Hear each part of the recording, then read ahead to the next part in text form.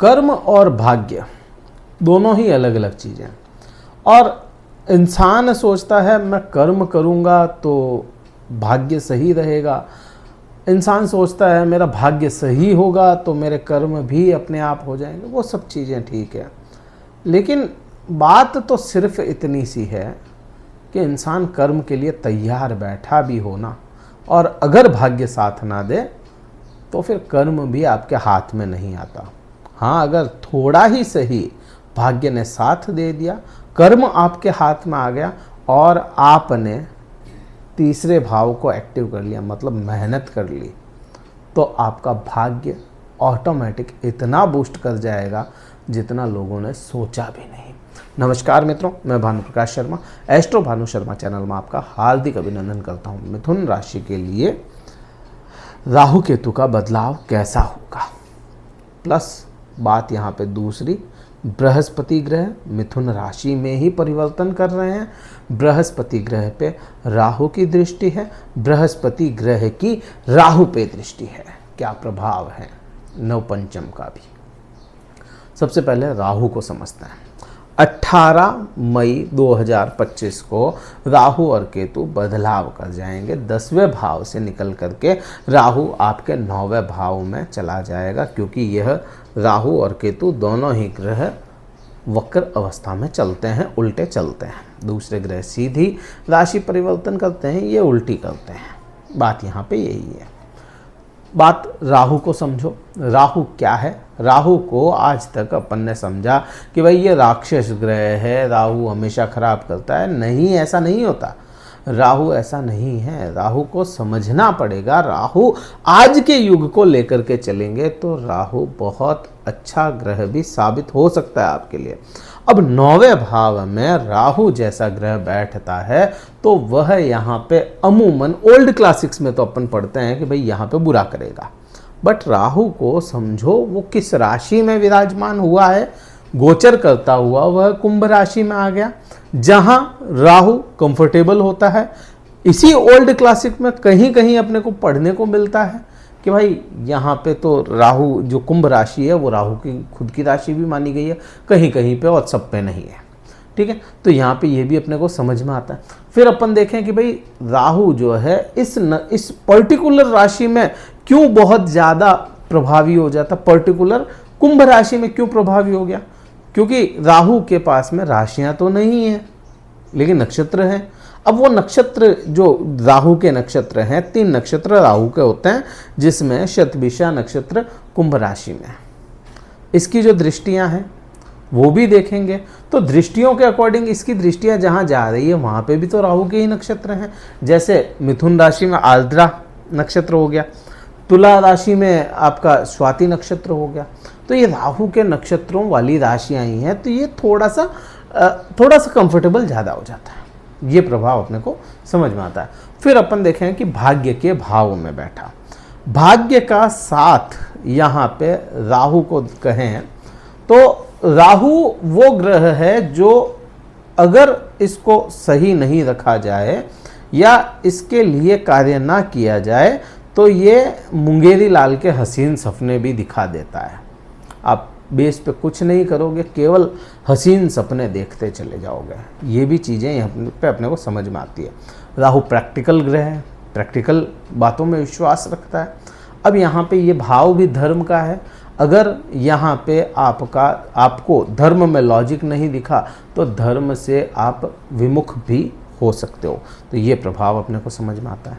ठीक है, अब यहाँ से देखें, क्योंकि राहु के ठीक सामने केतु ग्रह विराजमान होता है। अब केतु अगर अपना कार्य करने लग जाए, केतु के लिए कुछ किया जाए तो बाय डिफ़ॉल्ट राहु भी ठीक हो जाता है। मैंने शुरुआत में कहा मेहनत अगर की जाए तो भाग्य बदल जाता है। अगर कर्म मिला है आपको, थोड़ी ही भाग्य ने साथ दिया और कोई कर्म मिल गया, अब उसमें आपने मेहनत कर दी ना, तो वह कहीं ना कहीं इस भाव को एक्टिव कर देगा। और मेहनत का भाव आपका तीसरा भाव है। पराक्रम भाव, मेहनत का भाव, रोज़मर्रा की इनकम का भाव कह लो या सोशल लाइफ कह लो, दोस्तों को देख लो, छोटे भाई बहनों को देख लो, यही तो भाव है यहाँ पे। अब यहाँ पे केतु जैसा सेपरेट ग्रह बैठ गया, सेपरेट करने वाला ग्रह बैठ गया। सेपरेशन को अपने कौन दर्शाता है? केतु दर्शाता है। राहु ऑब्जर्वर है, केतु सेपरेट कर देता है। केतु है ना, केतु कभी भी दुनिया को ऑब्जर्व नहीं करता।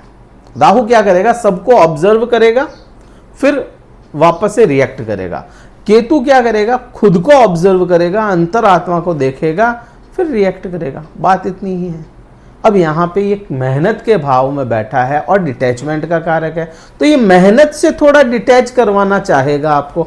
अगर आप अपने कार्य क्षेत्र में मेहनत अधिक कर रहे हैं तो यहाँ पे किसी प्रकार की समस्या देखने को नहीं मिलेगी आपको। भाग्य भी साथ देता हुआ नजर आएगा। मैं दोनों को साथ में बैलेंस करते हुए चल रहा हूँ, आप इस चीज़ को समझिएगा। तो मेहनत अधिक लगनी है इस बार, आपको मेहनत अधिक लगेगी, लेकिन कहीं ना कहीं भाग्य राहु एक्टिव कर देगा। अब राहु आपके लिए, मिथुन राशि के लिए ज़्यादा महत्वपूर्ण क्यों हो जाता है?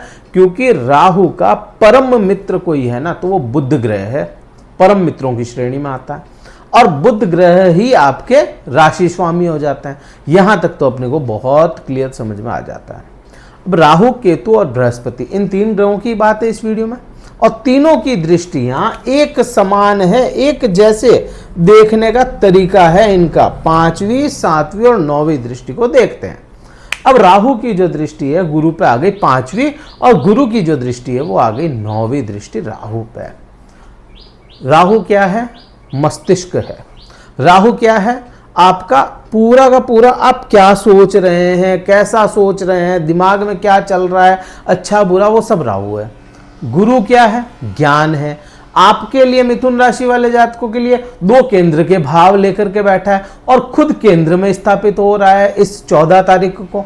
तो कहीं ना कहीं अपने को एक संकेत मिलता है गुरु से कि बृहस्पति जैसा ग्रह लग्न में बैठ जाए या केंद्र के किसी भी भाव में बैठ जाए। बैठा तो लग्न में, मैं तो कहूँ केंद्र के भाव में भी बैठ जाए तो बुरे प्रभावों को अपने अंदर सोख लेता है। जुपिटर है ना, अपने अंदर गुरुत्वाकर्षण बल है इसका कि वो अपने अंदर सोख लेता है बुरे प्रभावों को। तो आपके इस समय के बुरे प्रभाव जितने भी होंगे उसको बृहस्पति अपने आप में ऑब्जर्व करके आप में ज्ञान की अलख जगा देगा। तो ये प्रभाव अपने को समझ में आता है। अब बृहस्पति का मैंने बताया ज्ञान है। राहु क्या है? राहु आपके ऑब्जर्वर है, राहु मस्तिष्क है। तो मस्तिष्क में हटके ज्ञान आपको, जो पूरे जीवन में चीजें नहीं हुई, जो जीवन में आपने ऑब्जर्व नहीं किया, वो आप इस समय में ऑब्जर्व करेंगे और अपने आप की पर्सनैलिटी को सुधारते हुए चले जाएंगे। ये प्रभाव आना है यहाँ पे ये थोड़ी है कि अचानक से पैसा आ जाएगा। पैसा आएगा कहाँ से? मेहनत करोगे, काम करोगे तब पैसा आएगा। कोई वो तो है ही नहीं कि आसमान से गिर के और आपके आ जाए, होता नहीं ऐसा। ठीक है, तो ये प्रभाव अपने को समझ में आता। अब इसी के साथ में 5वीं दृष्टि केतु की लेके चलूं। 5वीं दृष्टि यहाँ पे कहाँ चली जाएगी? आपके 7वें भाव पे। 7वां भाव क्या है? व्यापार है, पार्टनरशिप है, पति पत्नी है। आपके जीवन में जो धार्मिक क्रियाकलाप है वो है। अब धार्मिक क्रियाकलाप को देखोगे तो केतु धार्मिक ग्रह है, बृहस्पति इसको भाव को ठीक अपनी दृष्टि से देख रहा है। तो कहीं ना कहीं अपने को समझ में आता है गुरु का चेला कौन है?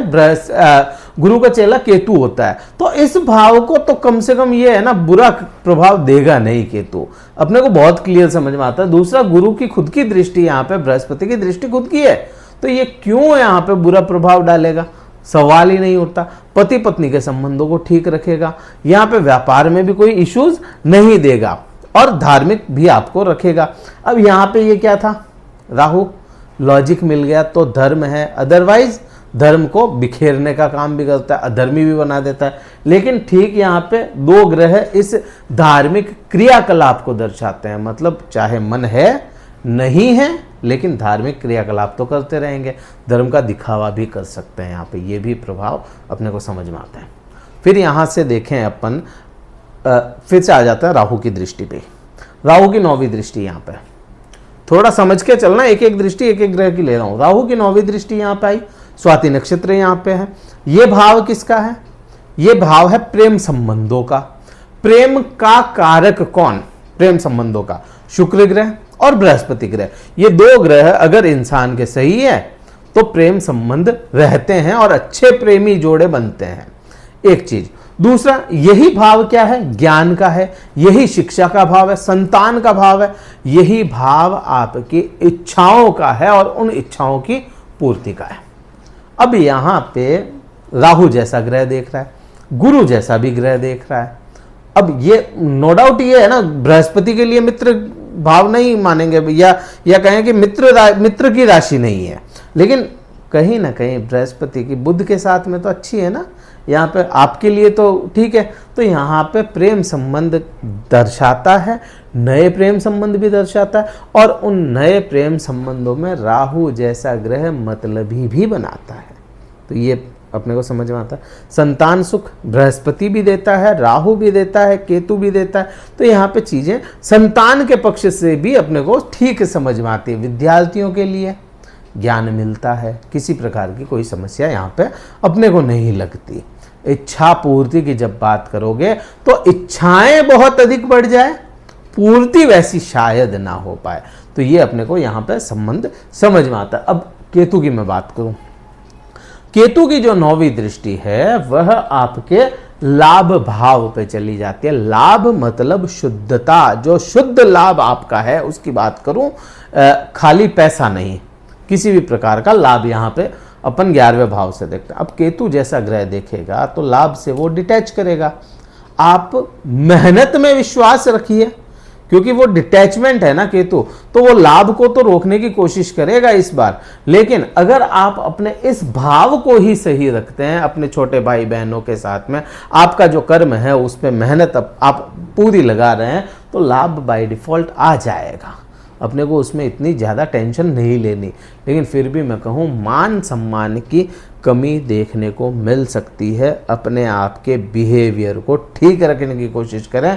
राहु जैसा ग्रह यहाँ पे देख रहा है लग्न को, तो कहीं ना कहीं आपको मतलबी इतना ना बना दे कि आप लोगों से ही तोड़ बैठें। तो उस चीज़ का अपने को ध्यान रखना, मान हानि हो सकती है। तो ये प्रभाव, ये असर इस बार होने वाला है। क्या उपाय करें? प्रकृति से जुड़ें ताकि केतु आपका ठीक रहे। प्रकृति से जुड़ करके कार्य करें किसी भी प्रकार के, तो आपका केतु काफ़ी हद तक अच्छा रहने वाला है। वीडियो कहीं अच्छा लगे लाइक कीजिए, शेयर कीजिए, सब्सक्राइब जरूर कीजिएगा चैनल को। और अगर कुंडली विश्लेषण करवाना चाहते हैं, डिस्क्रिप्शन में कार्यालय का नंबर है, व्हाट्सअप मैसेज द्वारा संपर्क करके अपना स्लॉट बुक करवा के मुझसे बात कर सकते हैं। इस वीडियो में इतना ही था। जय हिंद, वंदे मातरम, भारत माता की जय।